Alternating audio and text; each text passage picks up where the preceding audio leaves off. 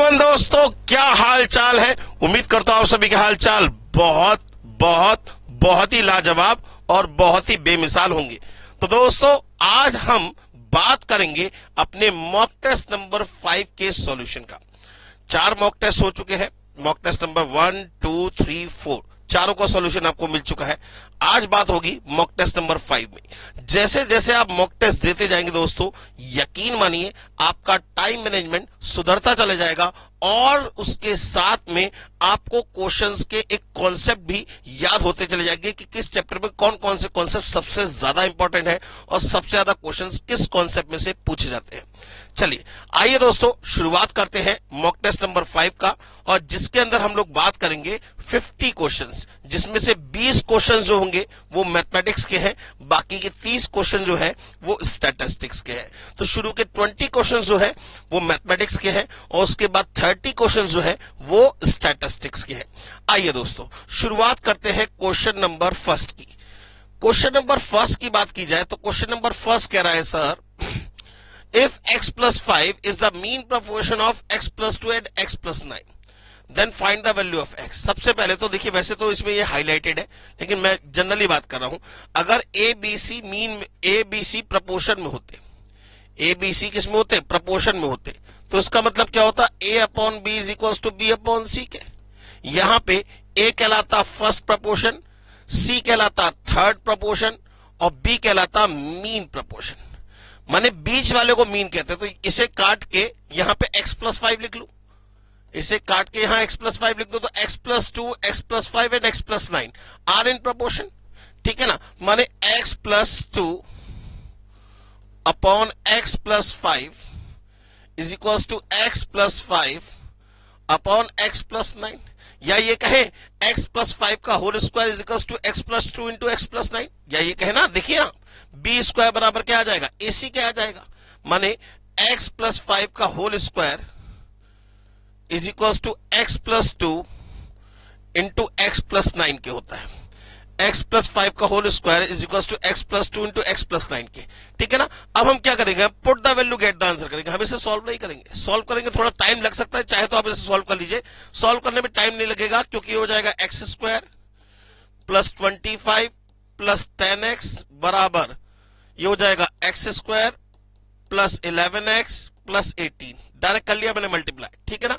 x square से x square cancel, ये इधर जाएगा, x बचेगा, क्योंकि 11x में से 10x गया, x बचा, और ये इधर जाएगा तो क्या बचेगा, 25 में से 18 गया, कितना बचेगा, 7।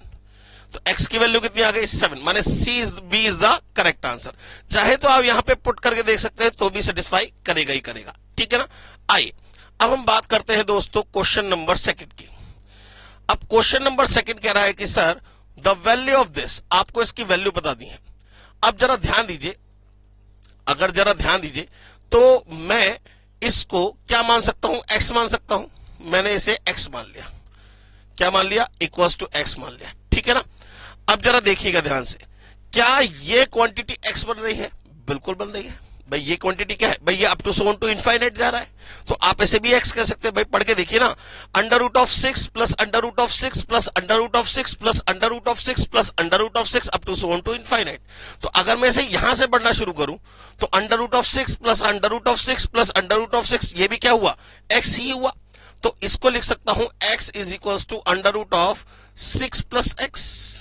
स्क्वायरिंग कर देंगे तो क्या हो जाएगा, ये हो जाएगा x स्क्वायर बराबर 6 प्लस x।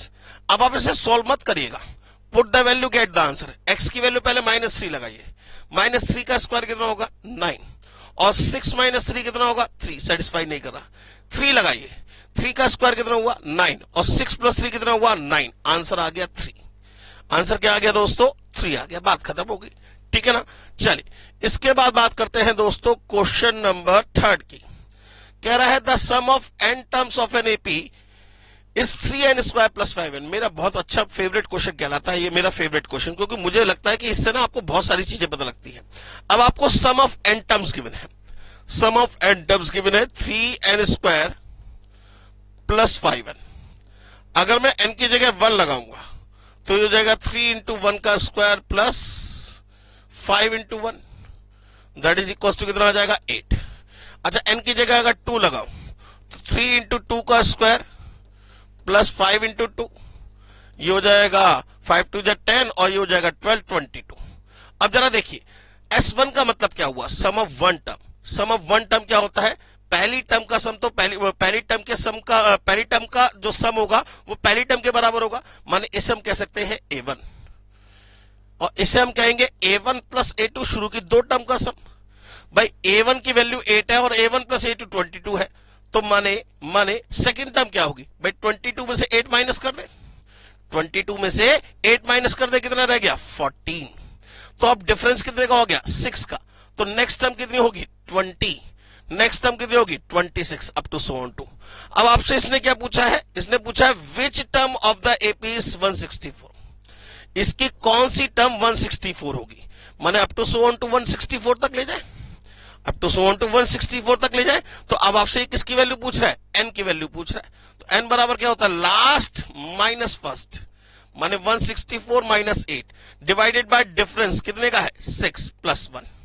तो कैलकुलेटर उठाइए और शुरू हो जाइए, ये हो जाएगा 164 minus 8 divided by 6 plus 1, 27 is the correct answer, 27 is the correct answer. बात समझ में आ गई दोस्तों। चलिए नेक्स्ट क्वेश्चन की बात करते हैं, क्वेश्चन नंबर 3 तो हो गया, क्वेश्चन नंबर 4। अरे सर क्वेश्चन नंबर 4 तो बहुत इजी है, ये मैंने आपको बताया था, ये बहुत इंपॉर्टेंट कॉन्सेप्ट है। कॉन्सेप्ट है कुछ इस तरीके से कि ए यूनियन बी का अगर होल डैश है तो ए डैश और बी डैश यूनियन है तो इंटरसेक्शन बना दीजिए, पहली बात तो ये हो गई। और ए इंटरसेक्शन बी का होल डैश है तो ये हो जाएगा ए डैश बी डैश, इंटरसेक्शन है तो यूनियन बना दीजिए। बात समझ में आ गई। तो ए इंटरसेक्शन बी का होल डैश क्या होगा, ए डैश बी डैश क्या हो जाएगा, यूनियन बन जाएगा, माने आंसर हो गया बी, आंसर हो गया बी। बात समझ में आ गई। चलिए नेक्स्ट क्वेश्चन की बात करते हैं, क्वेश्चन नंबर 5। कुछ बड़ा सा लग रहा है, कोई बात नहीं, देखने में ही बड़ा है, क्वेश्चन तो पढ़ ले पूरा क्या है। हाँ जी sir, Vipul purchases a car of ₹5,50,000. He gets a loan of ₹5 lakh at 15% per annum from a bank and balance 50,000 he pays at the time of purchase. माने 50,000 रुपए तो उसने कैश डाउन पेमेंट कर दिया, बाकी 5 लाख रुपए का लोन ले लिया। He has to pay the whole amount in 12 equal monthly installment. उसने कहा कि ये जो 5 लाख रुपए ना, बहुत पैसा कमाता हूं, बहुत पैसा 12 इक्वल मंथली इंस्टॉलमेंट में दे दूंगा, ठीक है ना। वो कह रहा है starting from the end of the first month. मेरी बात को समझिएगा, अगर यहां starting from the first month होता तो ये एन्युटी ड्यू का केस होता, लेकिन starting from the end of first month माने पहले महीने के बाद ही स्टार्ट होगी किस्त, और होनी भी चाहिए, माने ये रेगुलर एन्युटी का केस है, ये एन्युटी ड्यू का केस नहीं है।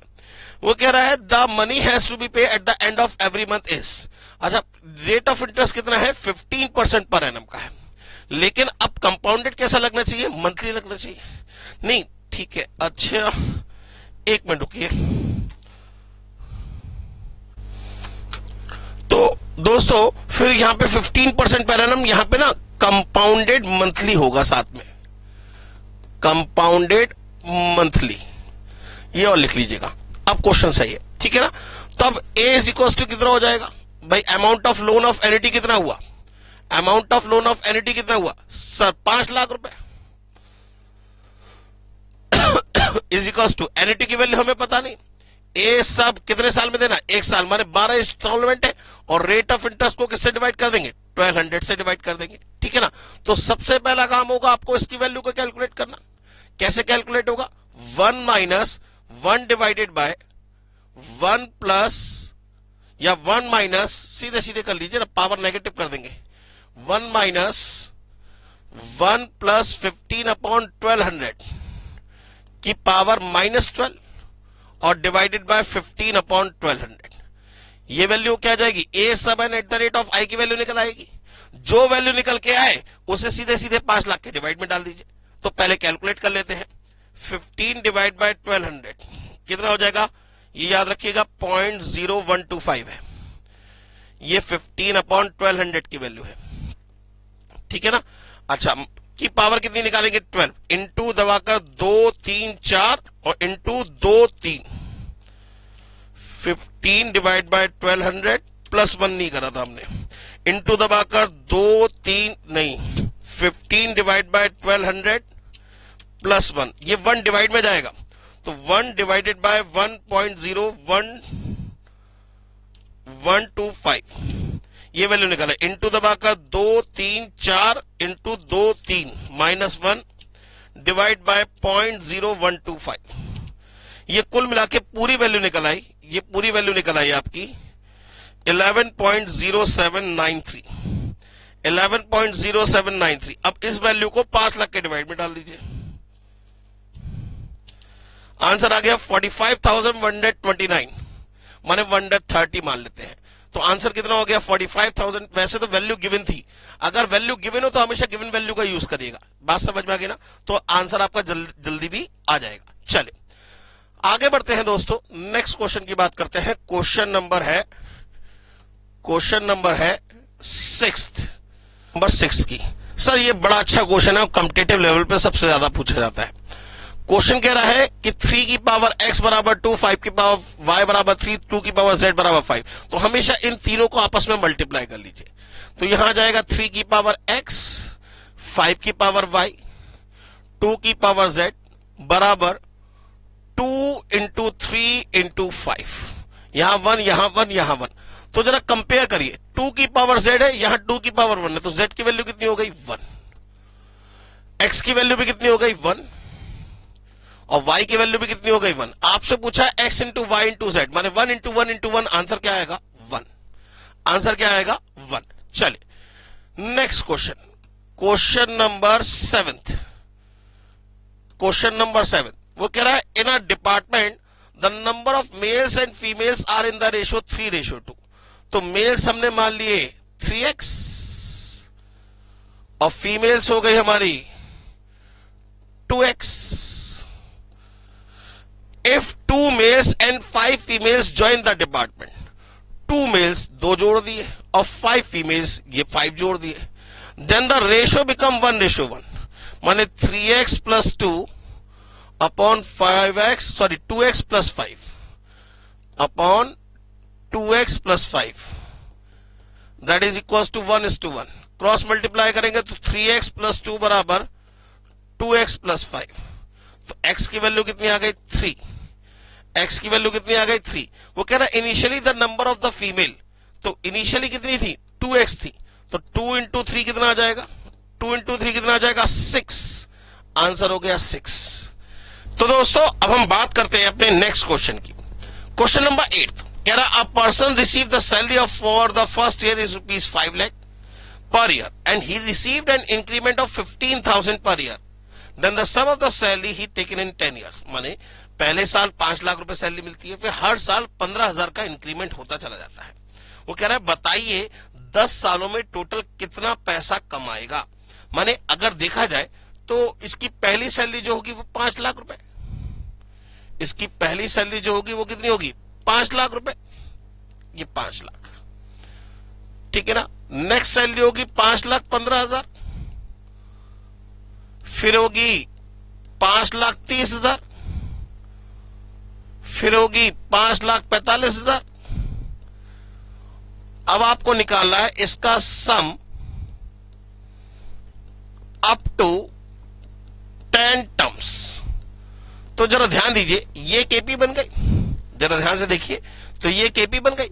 अब एपी के सम का फॉर्मूला सम ऑफ 10 टर्म्स, तो 10/2 2a माने 10 लाख, ठीक है ना।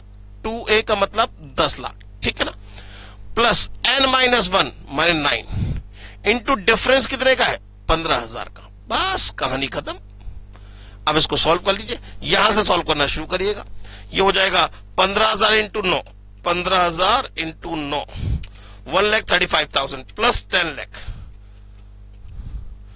प्लस 10 लाख 11,35,000 और इंटू 5 कर दे, क्योंकि 10/2 का मतलब कितना हो गया 5 हो गया, ये 5 हो गया, तो कितना आ गया 56,75,000 56,75,000।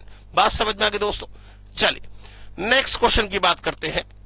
क्वेश्चन नंबर 9 कह रहा है the number of arrangements the number of arrangement in which the letter of the word Monday be arranged so that the words thus form begin with M. M से तो स्टार्ट हो, तो Monday में कितने letter है? 6, 1 2 3 4 5 6। यहां पे तो M फिक्स हो गया, माने M कहीं और नहीं आएगा। But do not and with N, last पे N नहीं आना चाहिए, माने इस N को छोड़कर बाकी तो आ सकते हैं, O आ सकता है, D आ सकता है, A आ सकता है और Y आ सकता है। तो लास्ट प्लेस के लिए यू हैव 4 चॉइसेस, किसी एक को फिक्स कर दीजिए, Y को फिक्स कर दिया। अब तो कोई कहीं है तो यहां के लिए 4 3 2 1 कितना आ जाएगा? 4 3 12 दूनी 24, चौक 96, आंसर आ जाएगा 96।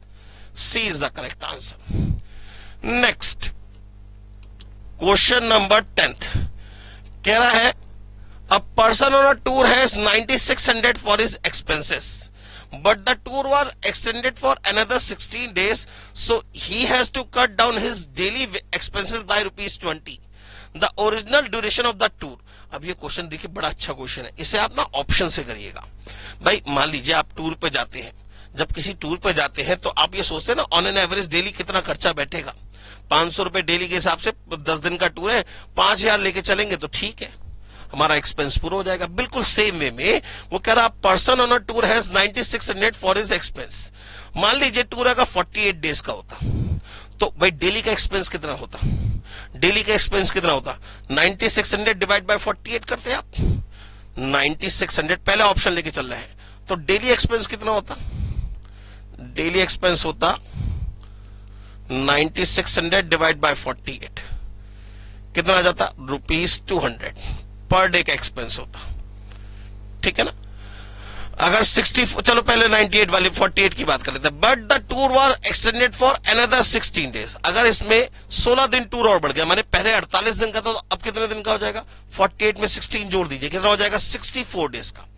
तो अब डेली एक्सपेंस कितना होगा? 9600 डिवाइडेड बाय 64, 9600 डिवाइडेड बाय 64 कितना आ गया?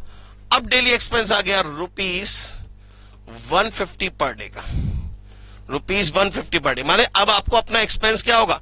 50 रुपए पर डे कम करना पड़ेगा। आपको अपना डेली एक्सपेंस क्या करना पड़ेगा? 50 रुपए पर डे कम करना पड़ेगा। तो वो कह रहा है so he has to cut down his daily expense by ₹20, लेकिन इनके हिसाब से ₹20 कम हो रहा है, तो पहला वाला आंसर तो नहीं होगा, पहला वाला आंसर तो नहीं होगा, ठीक है ना। दूसरा ऑप्शन लेके चलते हैं 64। अगर मान लेते हैं टूर जो है 64 डेज का है तो डेली एक्सपेंस कितना होगा? 9600 डिवाइडेड बाय 64, तो यह आ जाएगा ₹150 per day, ₹150 per day.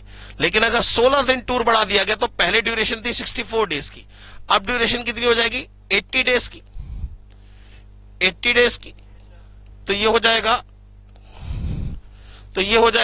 ₹9600 divide by 80, ₹120 per day.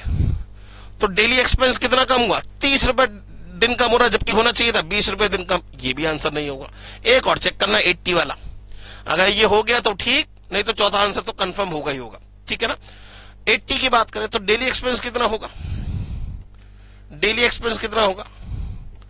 ये हो जाएगा 9600 डिवाइड बाय 80, माने ₹120 पर डे, ₹120 पर डे।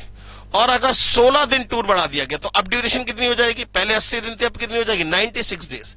तो 9600 डिवाइडेड बाय 96, तो अब हो जाएगी, इसका एक्सपेंस हो जाएगा ₹100 पर डे का। तो एक्सपेंस कितना कम करना पड़ा? 20 रुपए कम करना पड़ा, और इसके हिसाब से भी कितना करना था? 20 रुपए कम करना था। तो आंसर क्या होगा? सी होगा। आंसर क्या होगा? सी होगा। बात समझ में आ गई? चलिए नेक्स्ट क्वेश्चन की बात करते हैं। क्वेश्चन नंबर 11 कह रहा है how much amount is required to be invested every year so as to accumulate ₹3 lakh at the end of 10 year if the interest is compounded annually 10%। माने 3 लाख रुपए आपको चाहिए कितने साल बाद? 10 साल बाद। हर साल कितना पैसा जमा करें? माने किसका केस हुआ? ये sir future value of annuity का केस हुआ। फ्यूचर वैल्यू कितनी रखी है आपको? 3 लाख रुपए दे रखी है। फ्यूचर वैल्यू कितनी रखी है आपको? 3 लाख रुपए।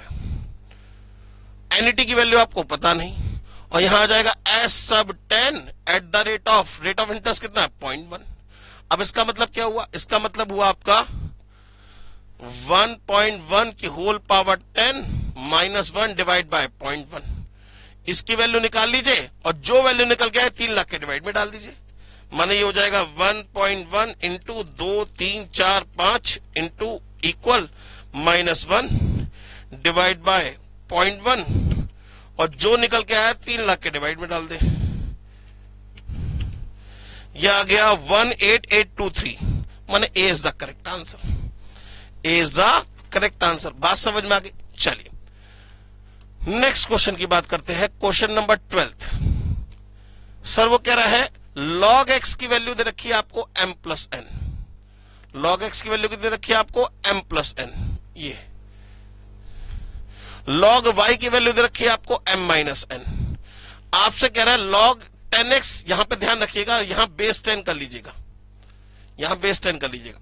तो log 10x upon y square का मतलब हो गया log 10 plus log x minus 2 log y, क्योंकि log की एक प्रॉपर्टी होती है, जो इनटू में होते हैं उसे प्लस में करके लिखते हैं और जो डिवाइड में होते हैं उसे माइनस में करके लिखते हैं और जो पावर होती है वो आगे आ जाती है।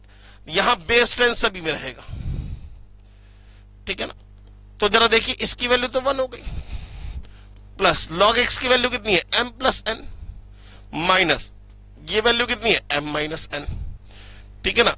तो ये हो जाएगा 1 plus m plus n minus 2m plus 2n। तो ये हो जाएगा 1 plus 3n minus m, 1 plus 3n minus m या 1 minus m plus 3n। A is the correct answer, A is the correct answer. बात समझ में आ गई दोस्तों। चलिए तो दोस्तों अब बात करते हैं क्वेश्चन नंबर 13 की। How many ways a team of 11 player can be made out of 15 player if one particular player is not to be selected in the team. भाई उसने कहा 15 में से 11 प्लेयर सेलेक्ट करने हैं, लेकिन एक प्लेयर ऐसा है जो बिल्कुल बेकार है, या ये कहे उसकी परफॉर्मेंस अच्छी नहीं चल रही है, इस समय फॉर्म में नहीं चल रहा, तो उसे टीम में नहीं लेना है। तो पहले आप 15 में से 11 का सिलेक्शन करते, अब आप क्या करेंगे 14 में से 11 का सिलेक्शन करेंगे। भाई जो नहीं लेना उसको तो छोड़ देंगे, ठीक है ना। तो अब आप क्या करेंगे 14 में से 11 का सिलेक्शन करेंगे, तो आंसर हो जाएगा 14C11, 14C11। इसे हम लिख सकते हैं 14C3। भाई ये नंबर बड़ा है तो इसे माइनस करके लिख लिया।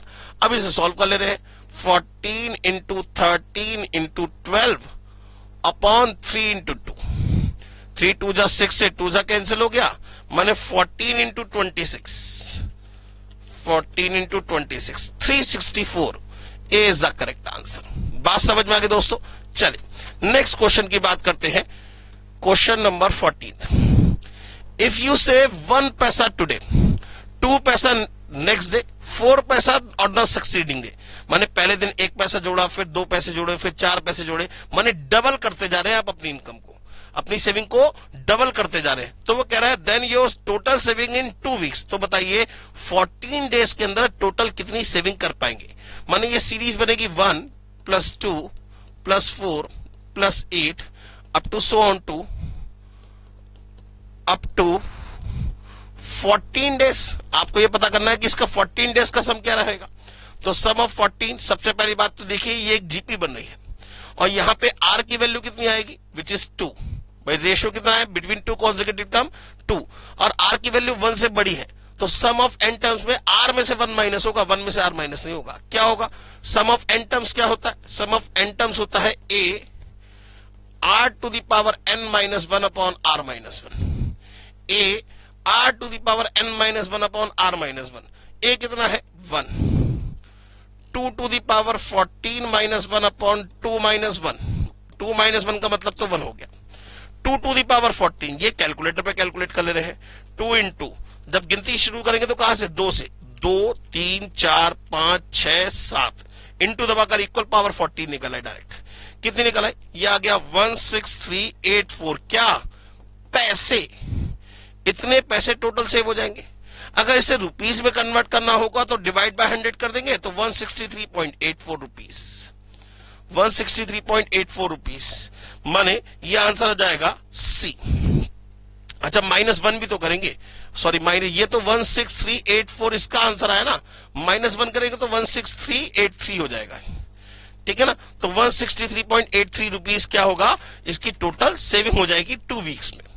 चलिए नेक्स्ट क्वेश्चन, क्वेश्चन नंबर 15। वो कह रहा है the number of the subset from the letter of the word Allahabad. सबसे पहले तो इसमें इसका सेट बनाइए, इनके लेटर्स का सेट बनाइए। तो सेट क्या बनेगा, ए आएगा, एल आएगा, एच आएगा, बी आएगा और डी आएगा, ठीक है ना भाई। सेट्स के अंदर एलिमेंट्स की रिपीटेशन कभी भी अलाउड नहीं होती। अब कितने लेटर्स है इसके अंदर भाई, इस सेट में कितने एलिमेंट्स है, 1 2 3 4 5। तो नंबर ऑफ सबसेट कितने बनेंगे, 2 to the power 5। भाई नंबर ऑफ सबसेट कितना होता है हमेशा, 2 to the power n, जिसमें इम्प्रॉपर कितना होता है, 1। बाकी सब क्या होते हैं, प्रॉपर होते हैं, ठीक है ना। 2 की पावर 5 का मतलब 32 इज द करेक्ट आंसर।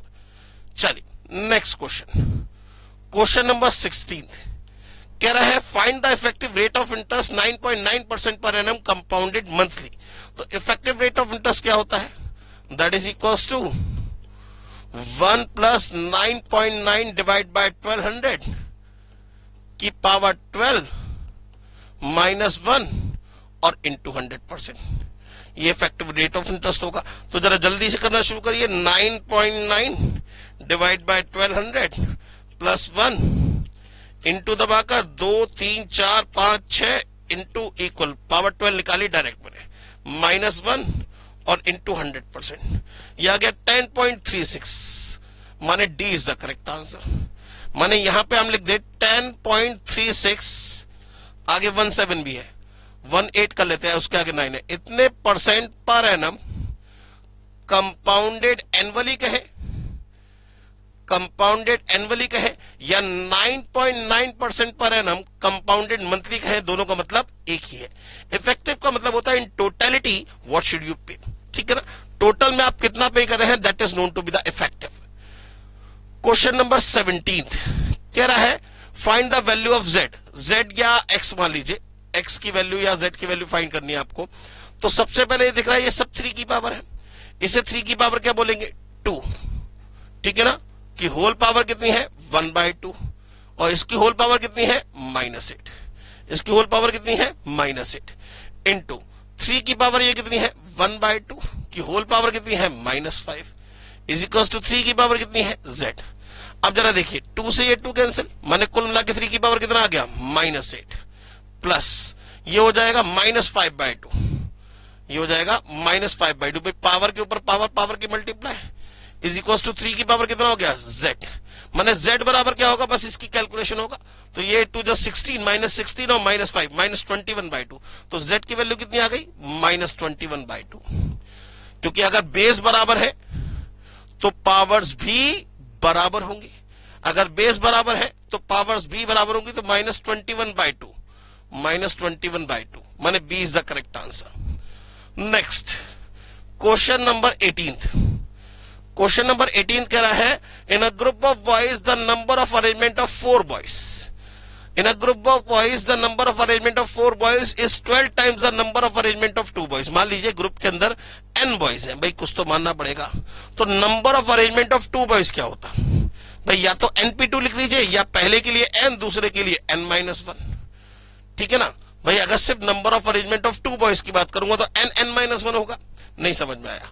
भाई अगर मैं मान लू एक क्लास में 5 बच्चे हैं, 5 स्टूडेंट्स हैं, मैं कहूं बताओ 2 बंदों को अरेंज करने के तरीके कितने होंगे। तो पहले के लिए 5 चॉइस, दूसरे के लिए 4 चॉइस। 3 बंदों को अरेंज करने के लिए कितने होंगे, पहले के लिए 5, दूसरे के लिए 4, तीसरे के लिए 3। ऐसे ही अगर मैं मान लू एक ग्रुप के अंदर मान लीजिए n बॉयज है, ठीक है ना।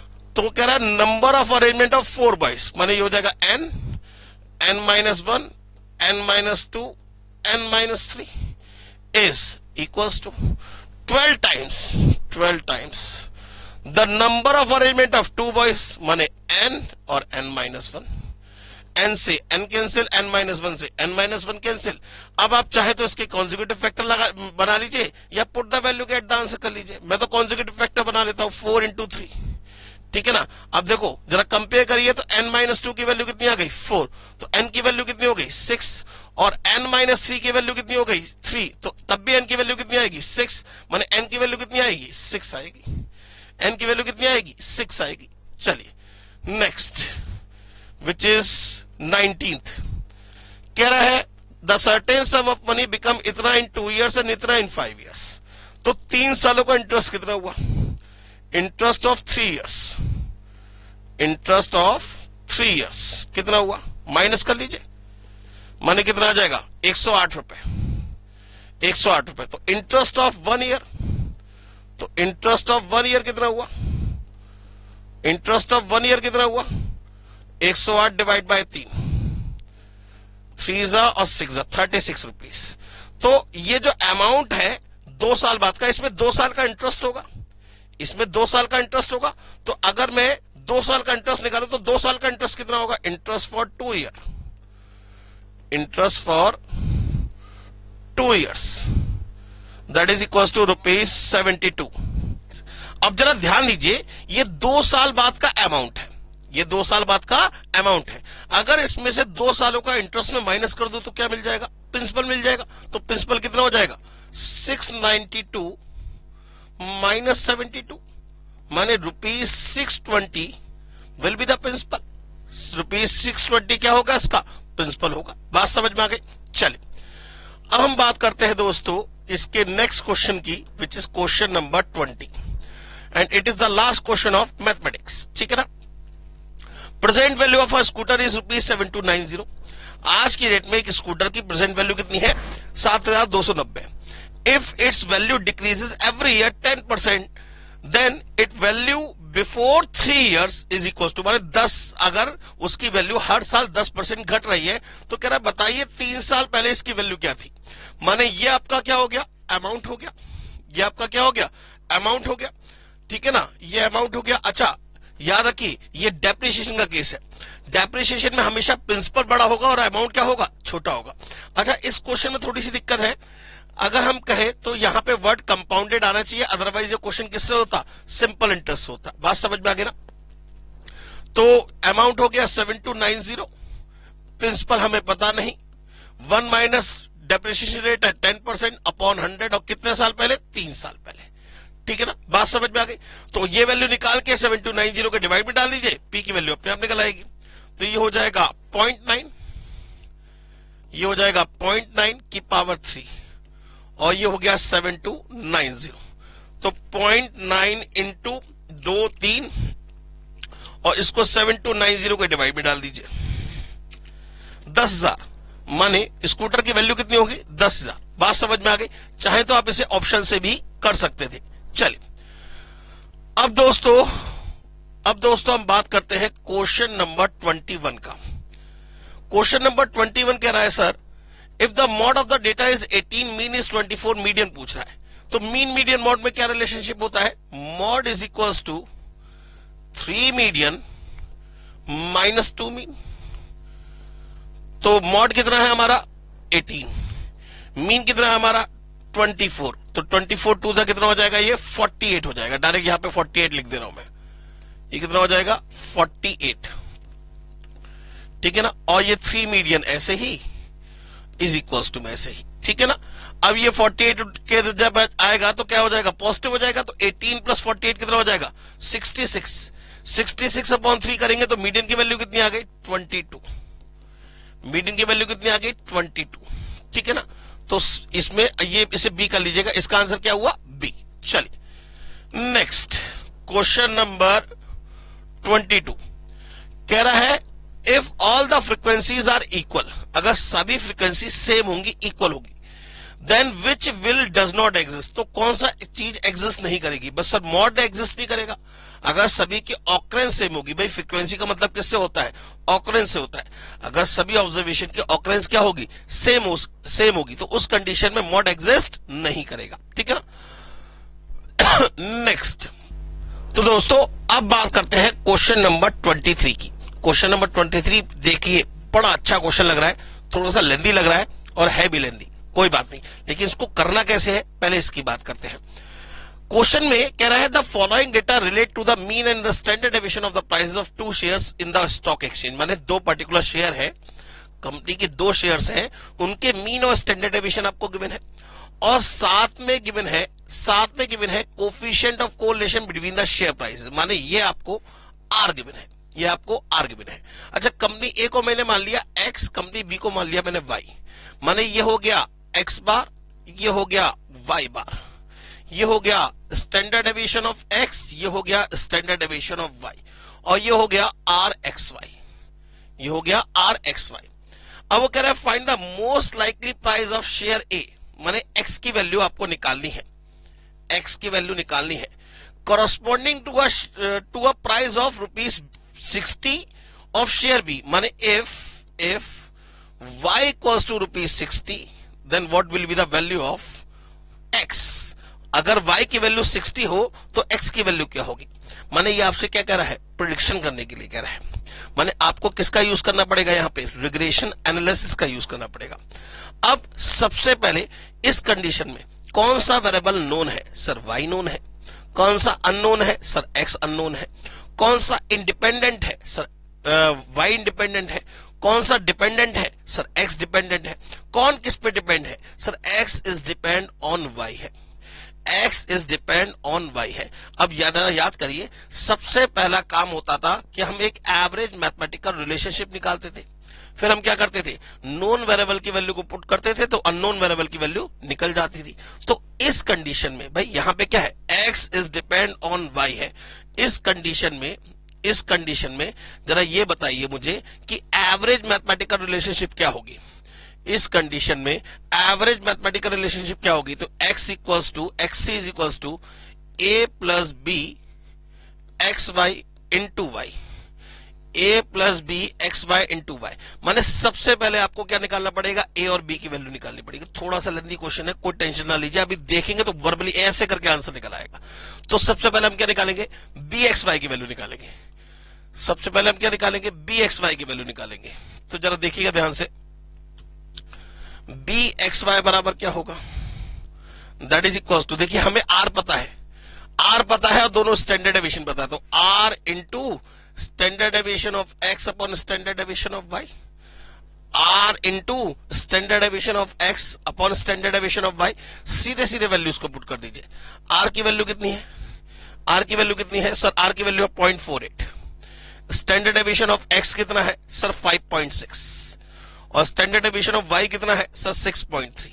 कैलकुलेट करिए जरा कितना आ जाएगा, ये हो जाएगा 0.48 इंटू 5.6 डिवाइड बाय 6.3, यह आ गया 0.4266, माने इसकी वैल्यू आ गई 0.43।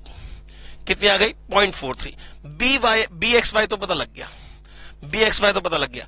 ए की वैल्यू और कैलकुलेट करनी होगी, चाहे तो आप ए की वैल्यू ना भी कैलकुलेट करें तो भी उससे काम बन जाएगा। कैसे भाई, याद रखिएगा कि x minus x bar is equal to B x Y y minus Y bar, ऐसे भी होता है।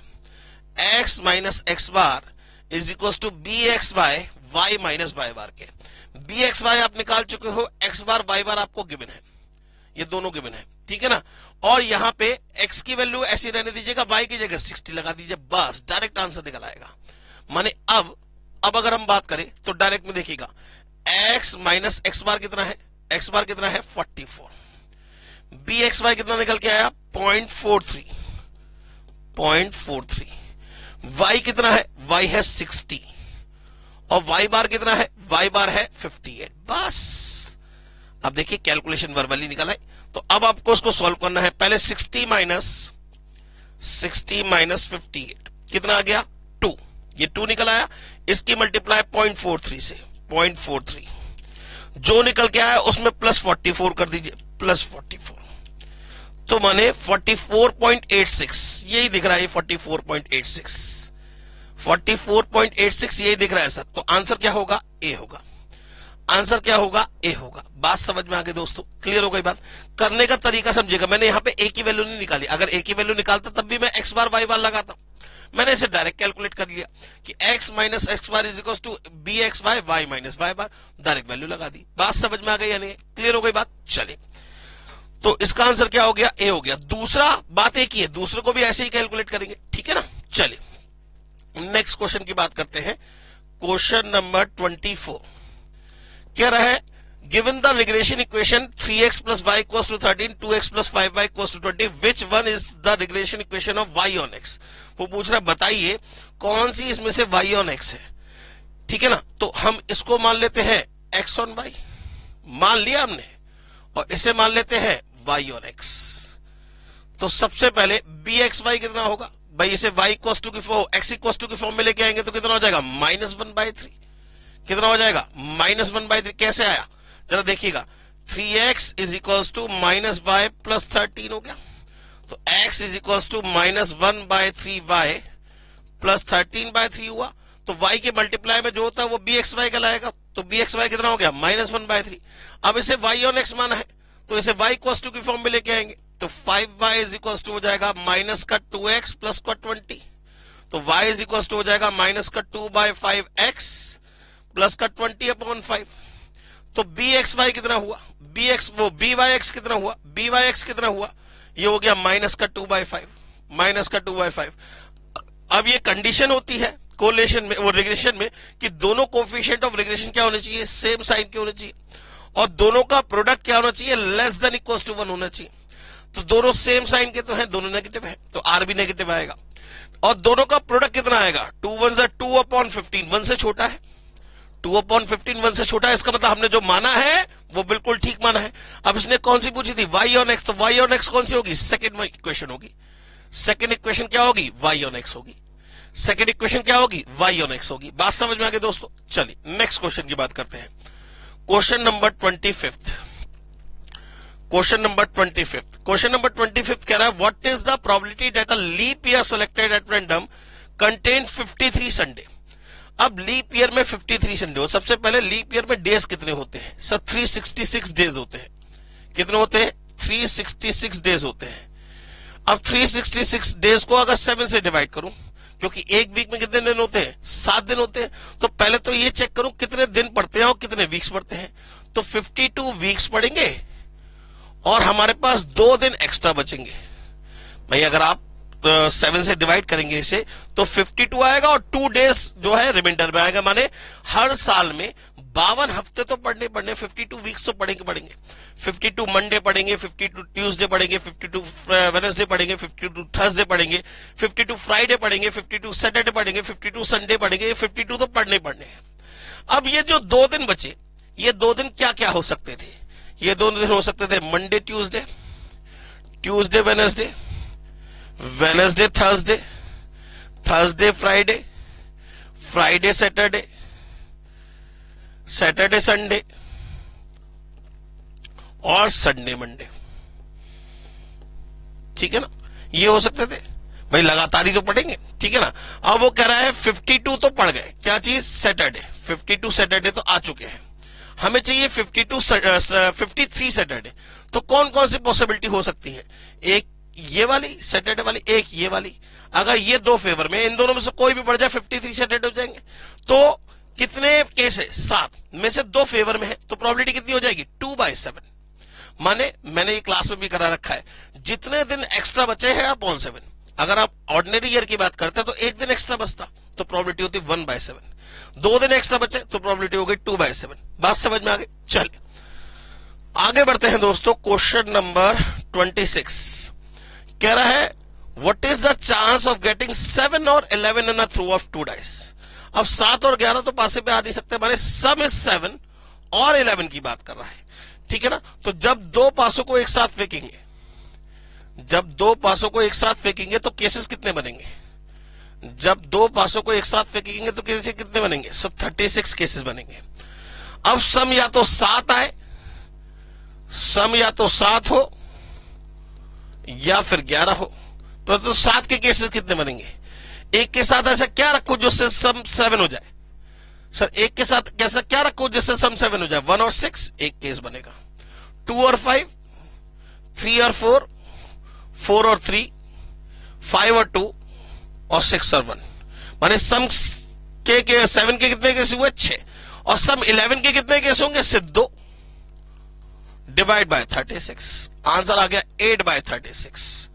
8/36 का मतलब 2 की टेबल, वो 4 की टेबल से कट जाएगा, 2 जा 9 जा, आंसर आ गया 2/9।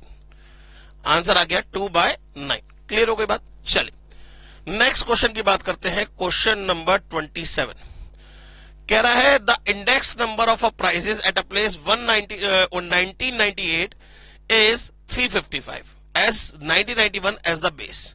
माने 2 साल हो गए, एक तो इसमें ईयर हो गया 1991 और 1998, और प्राइस इंडेक्स नंबर इसको अगर बेस माने तो ये 100 और ये हो गया 355, ये गिवन है। वो कह रहा है दिस मीन्स, इसका मीन क्या हुआ? इसका मीन ये हुआ कि 1998 में 1991 के मुकाबले में कितना प्राइस इंक्रीज कर गया? कितना प्राइस इंक्रीज कर गया? 255% का प्राइस इंक्रीज कर गया। कितना प्राइस इंक्रीज कर गया? 255% का प्राइस इंक्रीज कर गया। तो इसका आंसर क्या होगा सर? इसका आंसर होगा ए। इसका आंसर क्या होगा? इसका आंसर होगा ए। बात समझ में आ गई? चलिए नेक्स्ट क्वेश्चन की बात करते हैं, क्वेश्चन नंबर 28। वो कह रहा है 2 letters are drawn at random from the word home. Find the probability that there is no vowel. पहले तो home कितने? HOME। वो कह रहा है 2 letters को सेलेक्ट किया गया है, 2 letters को सेलेक्ट किया गया। अगर मैं टोटल की बात करूं तो यहां पे 2 letters टोटल में 4 में से मुझे कितने सेलेक्ट करने होंगे? 2 सेलेक्ट करने होंगे, 4C2 हो गया। वो कह रहा है find the probability that there is no vowel, माने बोथ आर नॉट वोवल या बोथ आर कॉन्सोनेंट कह सकते हैं, बोथ आर कॉन्सोनेंट। तो कॉन्सोनेंट कितने कितने हैं हमारे पास? एक H है, एक M है, 2 में से 2, तो ये हो जाएगा 1, ये हो जाएगा 4 3 12/2 6। आंसर आ जाएगा 1/6, आंसर आ जाएगा 1/6। बात समझ में आ गई दोस्तों? चलिए नेक्स्ट क्वेश्चन की बात करते हैं, क्वेश्चन नंबर 29। कह रहा है consumer price index number for the year 1977 was 313 with 1960 as the base. माने यहां लिख लिया ईयर 1960, 1977, यहां लिख लिया प्राइस इंडेक्स नंबर, ये 100 और ये 313। ठीक है। वो कह रहा है and was 96 for the year 1960। नहीं, ये कुछ लाइन गड़बड़ है, इसको काट दीजिए। वो कह रहा है the average monthly wages in 1977 of the workers into the factory is ₹60। माने ये 313% किसके बराबर रखा है? ₹160 के बराबर रखा है। 313% किसके बराबर रखा है? ₹160 के बराबर रखा है। तो आपसे 100% की वैल्यू पूछ रहा है, क्या होगी? आपसे 100% माने रियल वेजेस की वैल्यू पूछ रहा है, क्या होगी? तो आप क्या निकालोगे? आपसे पहले तो 1% की वैल्यू कितनी हो जाएगी? ये हो जाएगी 160 डिवाइड बाय 313। 100% की वैल्यू कितने के बराबर होगी? 160 डिवाइड बाय 313 इंटू 100। ठीक है ना? तो ये हो जाएगा 160 डिवाइड बाय 313 इंटू 100, और आंसर आ गया 51.12। B is the correct answer, B is the correct answer. चलिए नेक्स्ट क्वेश्चन की बात करते हैं, क्वेश्चन नंबर 30। कह रहा है if variance is 148.6, mean is 40, coefficient of variation, माने बेइज्जती कर रहा है हमारी। कोफिशिएंट ऑफ वेरिएशन क्या होता है? Standard deviation. सबसे पहले तो ध्यान रखिएगा, ये वेरिएंस है, ये स्टैंडर्ड डेविएशन नहीं है। वेरिएंस है तो स्टैंडर्ड डेविएशन निकालने के लिए इसका अंडर रूट करेंगे, तो under root of 148.6 divided by mean कितना है? 40 इंटू 100%।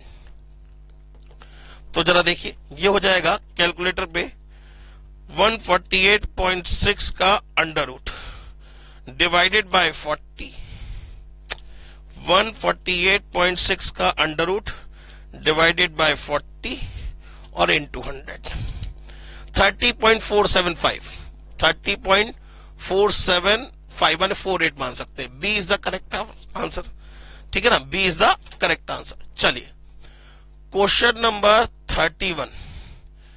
सर ये क्वेश्चन रिपीटेड है, ये करा चुका हूं मैं आपको मॉक टेस्ट नंबर 4 में, फिर भी मैं आपको दोबारा करा दे रहा हूं।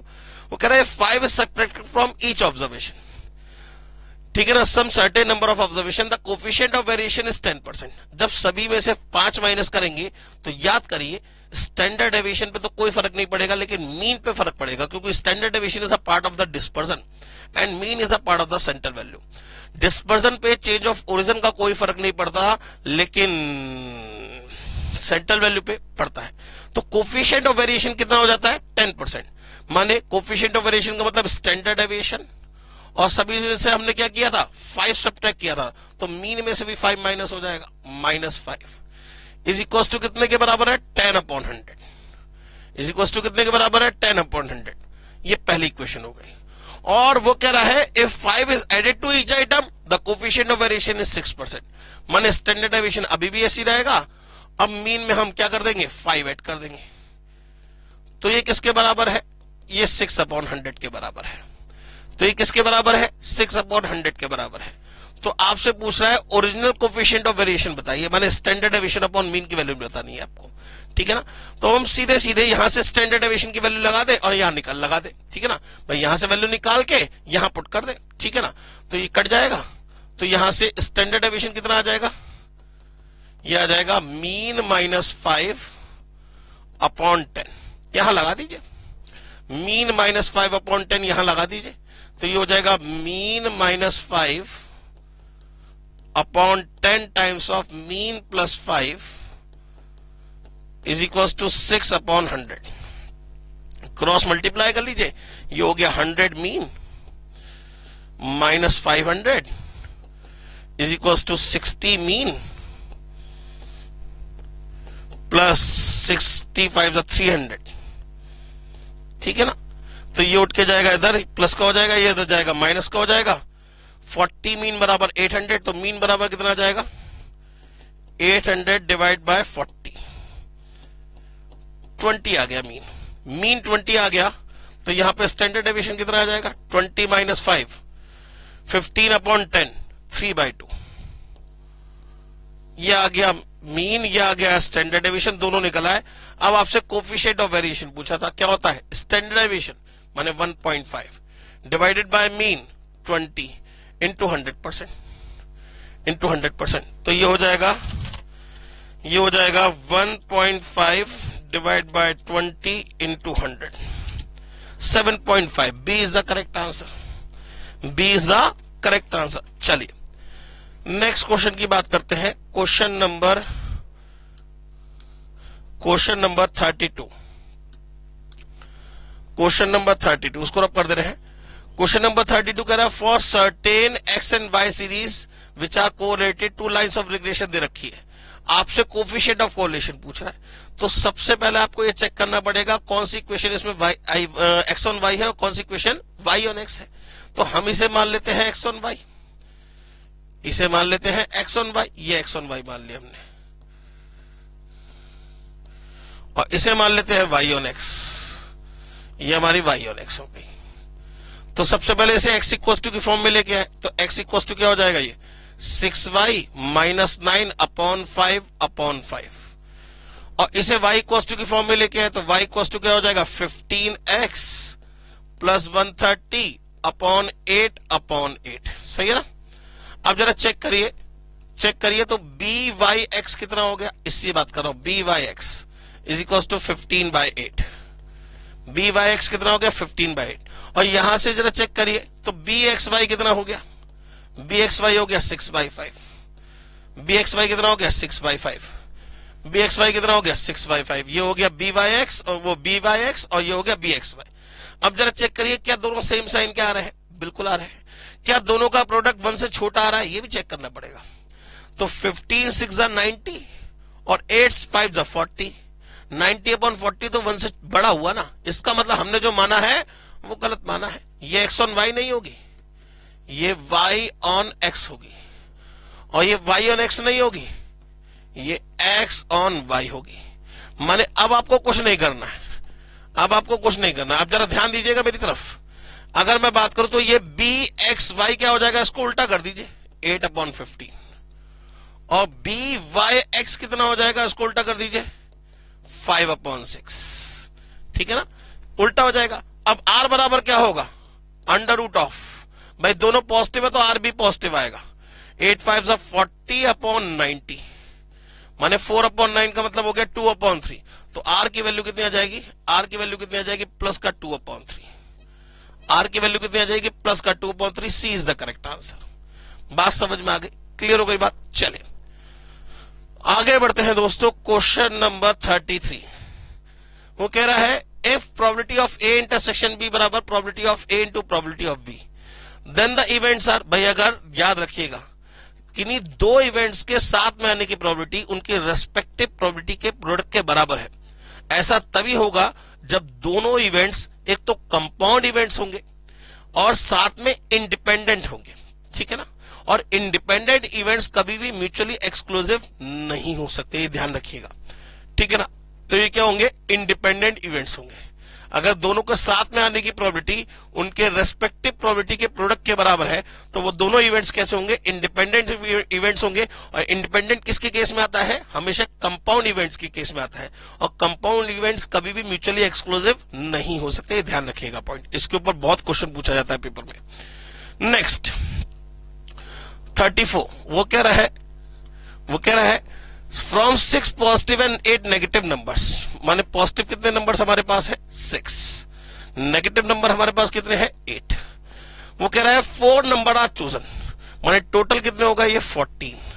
कितने चूज करने हैं, 4 चूज करने हैं। 14 में से कितने चूज करने हैं, 4 चूज करने हैं। माने किसी भी केस में अगर इसमें प्रोबेबिलिटी निकाली जाएगी तो अपॉन में तो 14C4 ही आएगा। अपॉन में क्या आएगा, 14C4 आएगा।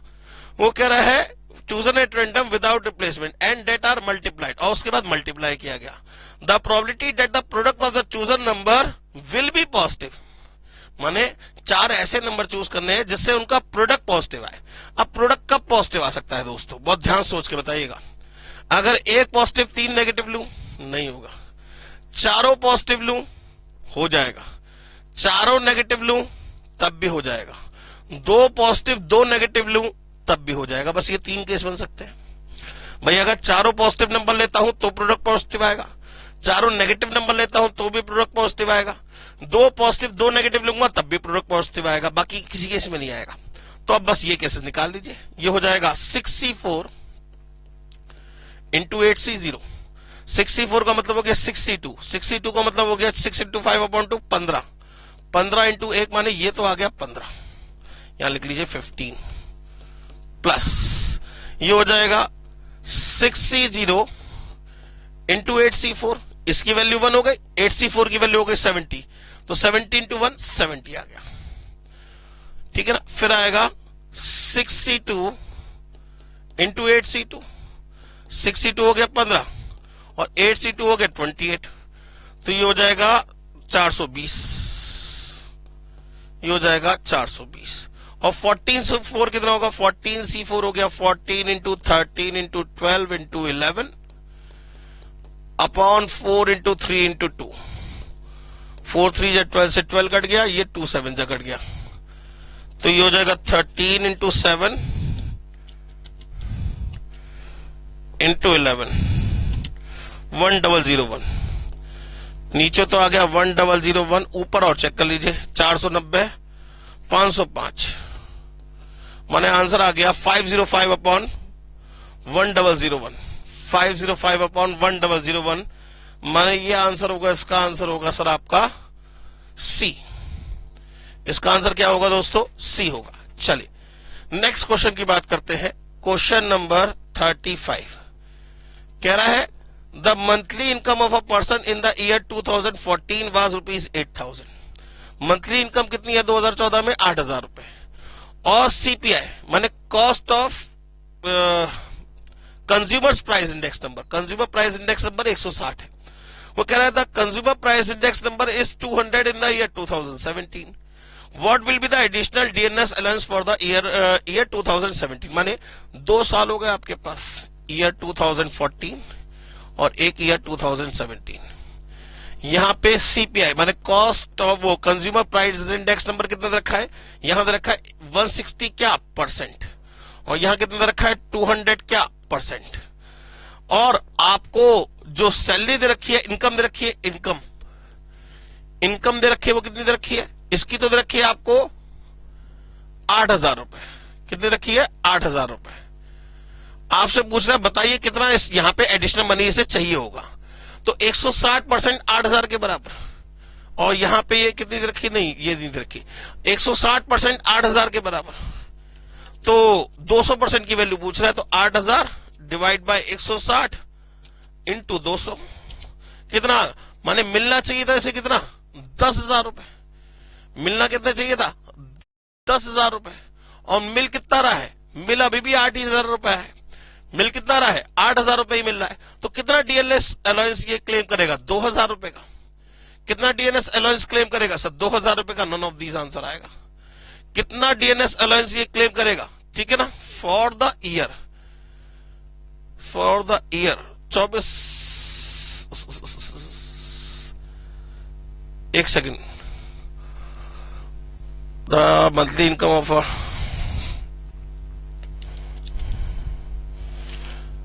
एक मिनट रुक जाइए,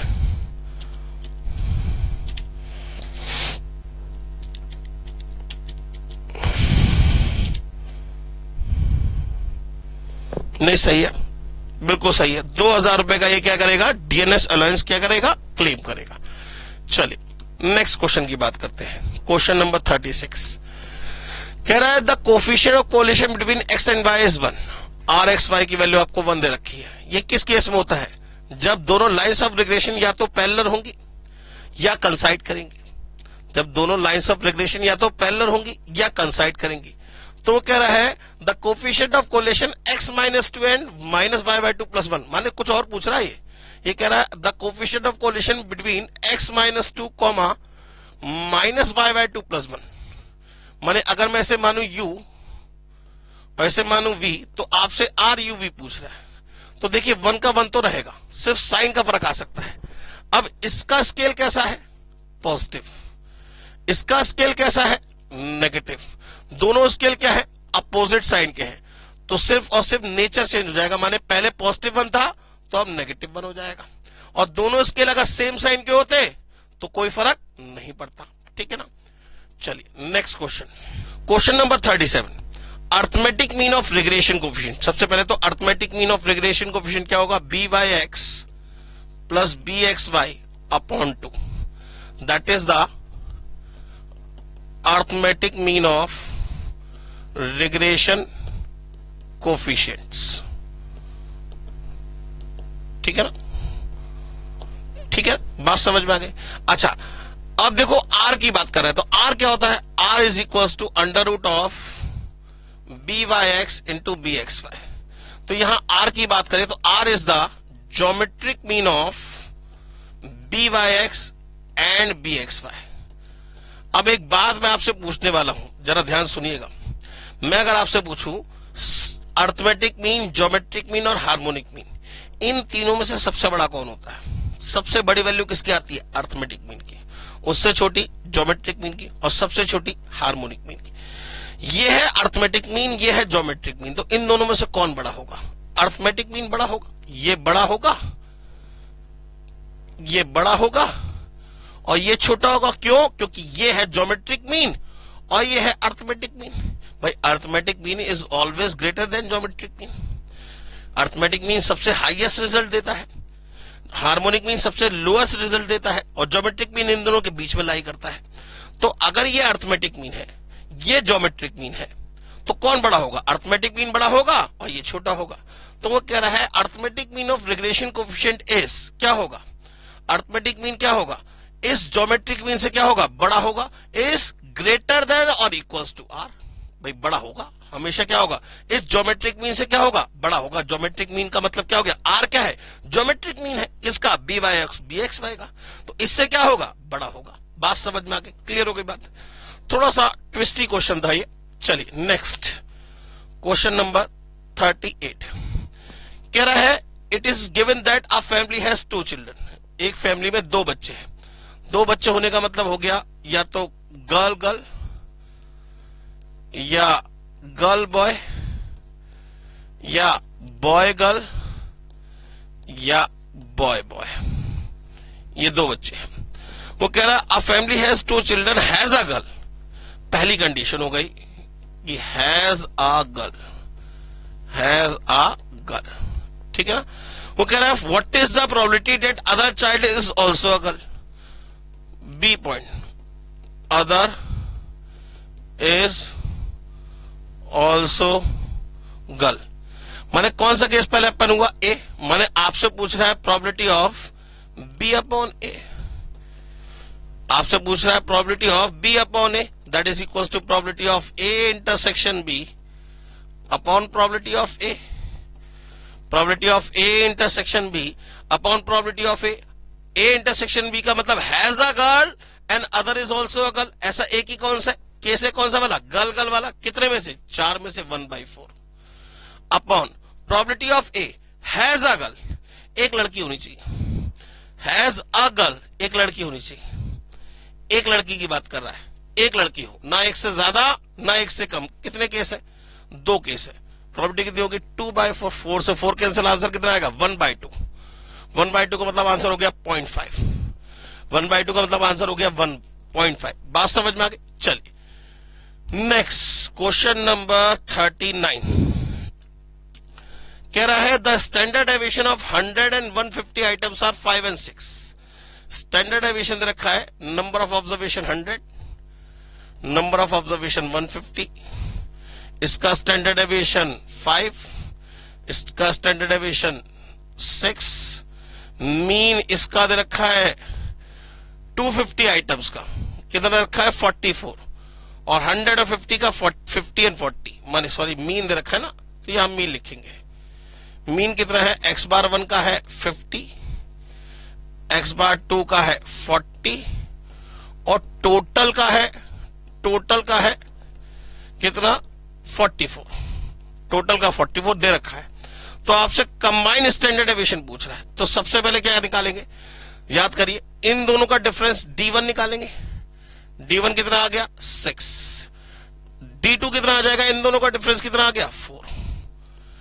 अब जरा कंबाइन स्टैंडर्ड डेविएशन का फॉर्मूला याद करिए, that is equal to under root of, यहां लिख दे रहा हूं पहले फॉर्मूला, फिर आप डायरेक्ट वैल्यू लगा दीजिएगा, under root of n1 into D1 का square plus n2 into D2 का square plus n1 into sigma 1 का square plus n2 into sigma 2 का स्क्वायर अपॉन में n1 प्लस n2 अपॉन में n1 प्लस n2। अब value लगा दीजिए, that is equal to under root of n1 कितना है 100 इंटू D1 कितना है 6 का स्क्वायर 36, माने 3600 आ जाएगा, 3600 आ गया, प्लस n2 कितना है 150 इंटू D2 का स्क्वायर माने 4 का स्क्वायर 16 इंटू 150, 16 इंटू 150 2400 ये आ गया, plus n1 into sigma 1 square, n1 कितना है 100, सिग्मा 1 कितना है 5, 5 का स्क्वायर 25 इंटू 100 2500, प्लस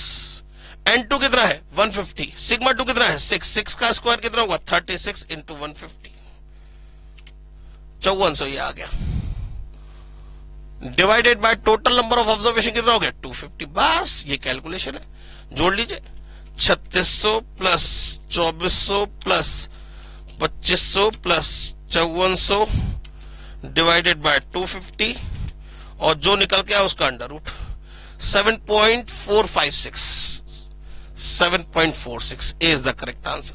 तो ये क्वेश्चन देखने में लेंदी लगेंगे, होंगे नहीं, ठीक है ना। चलिए नेक्स्ट क्वेश्चन की बात करते हैं, क्वेश्चन नंबर 40। वो कह रहा है if two regression lines are this and this find the value of by(x) and bxy। तो भाई सीधी सीधी बात है, दोनों का प्रोडक्ट, दोनों का साइन सेम होना चाहिए और दोनों का प्रोडक्ट 1 से छोटा आना चाहिए। तो 7 1 जा 7 और 3 4 Z पर यही सही होगा, दोनों का साइन भी सेम है और इनका प्रोडक्ट 1 से छोटा भी आ रहा है 7/12, जबकि इसका प्रोडक्ट 3/28 आ रहा है। नहीं कुछ गड़बड़ हो रही है, एक बार चेक कर लेते ना, क्यों इतना दिमाग लगा रहे, इसको रब करने पहले तो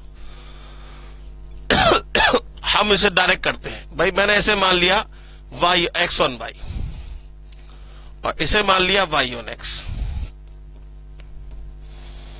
x on y है तो इसे x इक्वल टू की फॉर्म में लेके आऊंगा, तो ये हो जाएगा 3y प्लस 18/7/7, ठीक है ना। इसे y इक्वल टू की फॉर्म में लेके आऊंगा तो ये हो जाएगा 4x माइनस 11। बस अब जरा चेक करिए तो bxy कितना हो गया 3/7 और byx कितना हो गया 4। दोनों सेम साइन के आ रहे हैं, लेकिन दोनों का प्रोडक्ट 1 से बड़ा आ रहा है। इसका मतलब ये x on y नहीं होगा, ये y on x होगी, और ये वाली y on x नहीं होगी, ये वाली x on y होगी। बस इसके रिग्रेशन कोएफिशिएंट को आप उल्टा कर दीजिए, बस ये काट दीजिए, ये कोई जरूरत नहीं पड़ेगी। तो वाई एक्स कितना हो जाएगा, ये हो जाएगा 7/3। बी एक्स वाई कितना हो जाएगा, बी वाई एक्स कितना हो जाएगा 7/3, और बी एक्स वाई कितना हो जाएगा, बी एक्स वाई हो जाएगा 1/4। बी एक्स वाई कितना हो जाएगा 1/4, तो आंसर होगा 7/3 1/4, माने A is the correct answer. दोनों पॉजिटिव आएंगे और दोनों का प्रोडक्ट भी 1 से छोटा आ रहा है, ठीक है। इसको डायरेक्ट मत करिएगा, ऐसे ही करिएगा। चलिए नेक्स्ट क्वेश्चन, क्वेश्चन नंबर 41 कह रहा है the average marks scored by 50 student in a class were calculated to be 38। तो सम ऑफ 50 स्टूडेंट कितना हो जाएगा, that is equal to 38 into 50। 38 into 50 माने 760 आ जाएगा। कितना आ जाएगा 760, ठीक। अब वो कह रहा है 7600 होगा ना, 760 नहीं 7600, ठीक। वो कह रहा है later it was found that the marks of 2 student were wrongly copied this instead of this. अरे यार सीधे सीधे कर लेना कैलकुलेटर पे, ये सम इनकरेक्ट है। करेक्ट करने के लिए गलती माइनस कर दे, सही जोड़ दे और divide by number of observation कर दे। माने ये हो जाएगा 38 इंटू 50, 1900 आएगा। ये गलती कर दी, ये 1900 है, देखिए कैलकुलेशन मिस्टेक है मेरी। 1900 माइनस 34 माइनस 23 और प्लस 43 प्लस 32, ये करेक्ट सब निकल आएगा।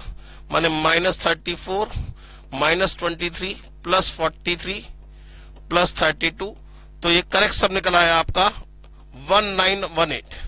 तो करेक्ट अर्थमेटिक मीन क्या होगा, करेक्ट अर्थमेटिक मीन क्या होगा, 1918 divide by 50। 1918 divide by 50, 38.36, C is the correct answer. 38.36, C is the correct answer. Next question number 42 कह रहा है the geometric mean of this. इसका ज्योमेट्रिक मीन पता करना है। अब ज्योमेट्रिक मीन क्या होता है, the product nth root of the product of all observation. तो मैंने सीधे सीधे सबसे पहले इनका प्रोडक्ट करिए, 3 इंटू 6 इंटू 24 इंटू 48 की होल पावर कितने ऑब्जर्वेशन है, 4 है, तो 1/4, ठीक है ना, 1/4। अब इसे कैसे सॉल्व करेंगे भाई, इसके फैक्टर कर लीजिए। या भाई 1/4 का मतलब क्या हुआ, 1/4 का मतलब हुआ अंडर रूट का अंडर रूट, सबसे बढ़िया भाई। पावर 1/2 की पावर 1/2, तभी तो 1/4 आएगा। तो सीधे सीधे 3 इंटू 6 इंटू 24 इंटू 48 का under root 12 is the correct answer. 12 is the correct answer. बात समझ में आ गई। चलिए नेक्स्ट क्वेश्चन की बात करते हैं। क्वेश्चन नंबर 43 कह रहा है फॉलोइंग डेटा दे रखा है, what is the percentage of the person earning more than 1500। Earning more than 1500 कितना हो जाएगा, इन दोनों का सम कितने हो गए 43। माने 43 तो होगा पर्सन जो 1500 से ज्यादा कमाते हैं। अब टोटल कितने हैं, टोटल 15 और 28 43 और 43 86 हो गए। तो डिवाइड बाय 86 इंटू 100%। भाई इसमें तो कोई कैलकुलेशन है ही नहीं, सीधे सीधे 50% आंसर आ गया। भाई टोटल नंबर ऑफ पर्सन कितने हुए 86, में से 43% ऐसे हैं जो 1500 से ज्यादा कमाते हैं, तो कितनी परसेंटेज होगी 50% होगी। बात समझ में आ गई। चलिए नेक्स्ट क्वेश्चन नंबर 44 क्या कह रहा है, कह रहा है कि sir the odd against of A solving a problem. Odd against का मतलब ये अगेंस्ट हुआ, ये फेवर हुआ, तो प्रोबेबिलिटी कितनी होगी, प्रोबेबिलिटी कितनी होगी 3/7। भाई प्रोबेबिलिटी क्या होती है, हमेशा फेवर अपॉन टोटल, तो 3/7। And the odd in favour of be solving the same problem is 7 to 5। माने ये फेवर ये अगेंस्ट, तो प्रोबेबिलिटी ऑफ बी कितना हो जाएगा, ये हो जाएगा 7/12। 7/12। वो कह रहा है what is the probability that the problem will be solve if they both try. माने प्रॉब्लम सॉल्व हो जाए, या तो ए सॉल्व करे या फिर बी सॉल्व करे। माने आपसे पूछ रहा है probability of A union B which is equals to probability of A plus probability of B minus probability of A intersection B. Probability of A plus probability of B minus probability of A intersection B. Probability of A कितना हो गया 3/7. Probability of B कितना हो गया 7/12 minus probability of A intersection B. अब किसी एक की प्रॉब्लम सॉल्व करने का दूसरे से कोई लेना देना नहीं होगा, माने ये दोनों क्या होंगे इंडिपेंडेंट केस होंगे। तो ये हो जाएगा 3/7 इंटू 7/12। 7 से 7 3 1 जा, ये 4 जा। माने अब इसे सॉल्व करना है सीधे सीधे, तो ये हो जाएगा 3/7 एलसीएम कितना आ जाएगा? एलसीएम आ जाएगा 12 सत्ते 84, ठीक है ना? 12 सत्ते 84 तो होगा, हाँ बिल्कुल 84 होगा।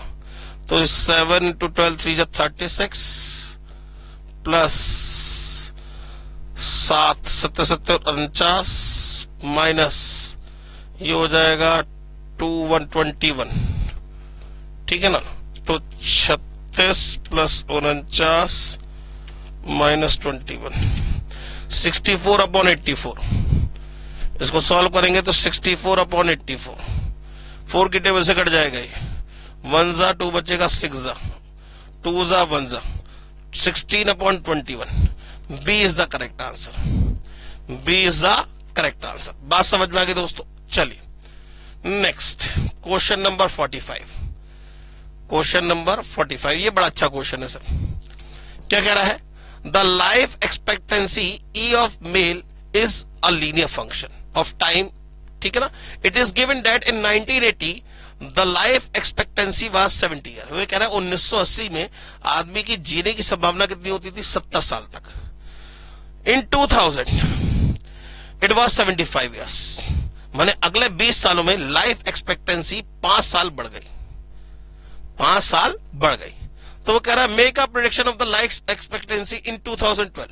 तो भाई हर 20 साल में 5 साल की इंक्रीमेंट हो रहा है, तो 12 साल में कितना होगा? 20 सालों में 5 साल लाइफ क्या हो रही है? इंक्रीज कर रही है। एक साल में कितना इंक्रीज करेगी? 5/20, ठीक है ना? तो 12 साल में कितनी इंक्रीज करेगी? 5/20 इंटू 12, 3 साल इंक्रीज करेगी। तो पहले 70 थी, तो अब कितनी हो जाएगी? 75 के बाद 3 और बढ़ जाएगी, 78 साल हो जाएगी। 78 साल हो जाएगी। भाई 1980 में 70 साल थी, सन 2000 में 75 हुई, तो अगले 12 साल में 3 साल और बढ़ेगी, कितनी हो जाएगी? 78 ईयर्स, ठीक है ना? इस क्वेश्चन को ऐसे ही करिएगा, इंडेक्स नंबर से करने की जरूरत नहीं है। क्वेश्चन नंबर 46 कह रहा है फिशर्स आइडियल इंडेक्स नंबर किसके बराबर होगा? √ऑफ लेस पे इंटू पास्ट है। बात ही खत्म हो गई। नेक्स्ट क्वेश्चन नंबर 47 कह रहा है the mean weight of 150 student of the class is 60 kilogram. माने सम ऑफ 150 कितना हो जाएगा? 60 इंटू 150, 15 छिक्का 90 और 20 किलोग्राम, ठीक है? हाँ जी। The mean weight of 70 kilogram while that of girls is 55 kilogram. अच्छा, number of boys to the number of girls पूछ रहा, तो ये तो हमें ऐसे करने की जरूरत ही नहीं है, हम तो ये डायरेक्ट ही पता है। भाई मीन टोटल का कितना है? 60, बॉयज का कितना है? 70, गर्ल्स का कितना है? 55। तो पहले हम क्या निकालेंगे? रेशो। रेशो कैसे निकालेंगे? इन दोनों का डिफरेंस कितना हुआ? 10 क्या? N1। और इन दोनों का डिफरेंस कितना हुआ? 5 क्या? N2। तो N1/N2 कितना आ जाएगा? 5/10, माने 1/2। अब यहां N1 किसके लिए यूज किया गया है? बॉयज के लिए। N2 किसके लिए यूज किया गया है? गर्ल्स के लिए, ठीक है ना? अब आपसे पूछ रहा है बताओ कितने बॉयज कितनी गर्ल्स होंगी? तो भाई सीधी सीधी बात है, टोटल नंबर ऑफ स्टूडेंट कितने थे? 150। तो बॉयज का क्या होगा शेयर? N1 इक्वल टू कितना हो जाएगा? 1/3 इंटू 150। कितना आ जाएगा? 50 बॉयज होंगे तो 100 गर्ल्स होंगी। 50 बॉयज होंगे तो क्या होंगे? 100 गर्ल्स होंगी। माने आंसर क्या हो जाएगा? ए हो जाएगा। आंसर क्या हो जाएगा? ए हो जाएगा। चलिए नेक्स्ट क्वेश्चन, क्वेश्चन नंबर 48 क्या कह रहा है sir? Calculate the value of third quartile. Third quartile की वैल्यू निकालनी है आपको, तो सबसे पहले इसे अरेंज करना पड़ेगा। इसमें से ज्यादातर बच्चे ये गलती करते हैं कि पहले इसे अरेंज नहीं करते, डायरेक्ट थर्ड क्वार्टाइल निकालना शुरू कर देते। पहले अरेंज करिए। तो सबसे छोटा ऑब्जर्वेशन कौन सा सर? 16। इसके बाद इसको काट दीजिए यहां से। 16 के बाद 21, इसके बाद 21 के बाद 25, इसके बाद 27, इसके बाद 29, इसके बाद 30, इसके बाद 32, इसके बाद 35, इसके बाद 40 और उसके बाद 51, ठीक है ना, ये कट गया।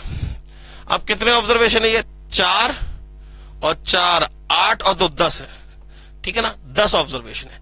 थर्ड क्वार्टाइल पूछा है, माने 10 + 1। भाई यहां नंबर ऑफ ऑब्जर्वेशन 10 है तो हमेशा एक ज्यादा लेते हैं इंडिविजुअल सीरीज में। अब थर्ड क्वार्टाइल का मतलब Q3 का मतलब क्या हो गया? 75%। 75% किसका? n+1 का। 75% किसका? n+1 का, माने 11 का 75%, यह आ गया 8.25 ऑब्जर्वेशन। 8.25 ऑब्जर्वेशन। तो सबसे पहले हमें 8th ऑब्जर्वेशन पता करना पड़ेगा। 1 2 3 4 5 6 7 8, ये हो गया 35। 35 प्लस 0.25 इन दोनों का डिफरेंस, माने 0.25 की मल्टीप्लाई 5 से कर दीजिए, 1.25 कितना आ जाएगा? 36.25। 36.25 ए इज द करेक्ट आंसर। 36.25 का मतलब ए इज द करेक्ट आंसर। चलिए आगे बढ़ते हैं। क्वेश्चन नंबर 49 कह रहा है if the profit of a company remain same, same होगा यहां, same for the last 10 month, माने किसी कंपनी का प्रॉफिट पिछले 10 महीने से एक जैसा है। जब 10 महीने से एक जैसा है तो क्या उसमें कोई डिस्पर्सन होगा? नहीं होगा। माने उस कंडीशन में रेंज भी क्या होगी? 0। मीन डेविएशन भी क्या होगा? 0। स्टैंडर्ड डेविएशन भी क्या होगा? 0। और क्वार्टाइल डेविएशन भी क्या होगा? 0। बात समझ में आ गई? तो कह रहा है then the standard deviation will be 0, ठीक है ना। तो उस कंडीशन में स्टैंडर्ड डेविएशन हर एक डिस्पर्सन किसके बराबर हो जाएगा? 0 के बराबर हो जाएगा। Last question of the test, वो कह रहा है following are the wages of 8 workers. ये 8 वर्कर्स के वेजेस दे रखे हैं आपको। वो कह रहा है one of the worker is selected at random, what is the probability that his wage would be lower than the average rate. तो सबसे पहले तो हमें इसका एवरेज निकालना पड़ेगा। सबसे पहले हमें इसका क्या निकालना पड़ेगा? एवरेज निकालना पड़ेगा। तो एवरेज क्या होगा? इन सब का sum divide by number of observation. 50 plus 62 plus 40 plus 70 plus 45 plus 56 plus 32 plus 45, और कितने हैं ये? 8 है, डिवाइड बाय 8। तो उनका जो एवरेज आ गया, अर्थमेटिक मीन आ गया, वो आ गया 50 रुपीज का। अर्थमेटिक मीन कितना आ गया? 50 रुपीज। अब वो कह रहा है what is the probability that the worker is selected at random, his wage would be less than average, माने less average, less than arithmetic mean. Arithmetic mean से छोटा होना चाहिए। तो टोटल कितने हैं? 8। अब 50 से छोटे कौन कौन से ऑब्जर्वेशंस हैं सर? 50 से छोटे एक तो 40 हो गया, 45 हो गया, 32 हो गया और 45 हो गया। 4 हो गए सर। कितने हो गए? 4 हो गए। तो यहां आ जाएगा 4। तो प्रोबेबिलिटी कितनी हो जाएगी? 1 × 2, द आंसर आ जाएगा 1/2, 1.5। लीजिए सर, पूरा का पूरा टेस्ट फिनिश हो गया दोस्तों। किसी तरीके की कोई दिक्कत नहीं आई, सारे क्वेश्चन हमने कर लिए। अब एक चीज अच्छी तरीके से समझ लीजिए, आपको चाहे इसमें से कोई भी क्वेश्चन में दिक्कत आई हो, एक बार दोबारा से अपने आप से करके जरूर देखिएगा इस टेस्ट को। चाहे आपने टेस्ट में सारे के सारे क्वेश्चन ठीक करे हो, लेकिन फिर भी एक बार दोबारा से घर पे बैठ के इसको जरूर ट्राई करिएगा। जो भी क्वेश्चन आपका छूट गया था, जो भी क्वेश्चन आपसे गलत हो गया था, आप इस पूरे टेस्ट को दोबारा से एक बार जरूर ट्राई करिएगा। उससे फायदा यह होगा कि ये सारे कॉन्सेप्ट एक बार और रिवाइज हो जाएंगे क्वेश्चंस को करने पर, ठीक है ना। तो आज के लिए थैंक यू वेरी मच। उम्मीद करता हूं ये टेस्ट का सॉल्यूशन आपको एक एक समझ में आया होगा। अगर इसके बावजूद भी आपका कोई क्वेरी रह जाती है तो प्लीज मुझे व्हाट्सएप पे मेरे नंबर पे आप लोग क्वेश्चन पूछ सकते हैं। तब तक के लिए thank you very much. Take care, God bless you and bye bye.